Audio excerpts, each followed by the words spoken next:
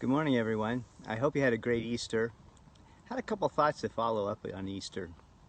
You know, if you read in John chapter 21, Jesus is risen from the dead, and the disciples have really gone back to the tendency of what they're knowing to do best. They went back to fishing.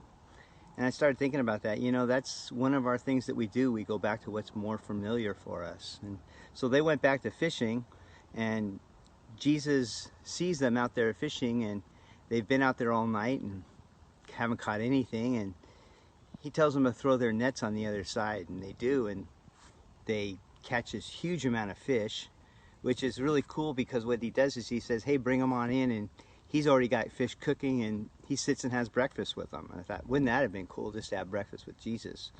But then he reinstates Peter because he asks him some questions. He says, Peter, do you love me? And he asks him this 3 times, and we really tend to focus on that in this passage.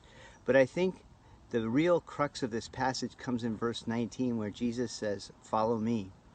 And I started thinking, you know, my tendency after Easter is to go back to the way things were. I got to go back to work, got to get back to creating sermons, got to go back to doing series, you know, making posts. And it's like, I need to let Easter kind of sink in more. I need to let it really affect me and really move me in a way in which says, you know what, I can't be the same anymore. I need to follow Jesus. I need to follow him closer every day. And so that would be my encouragement to you today.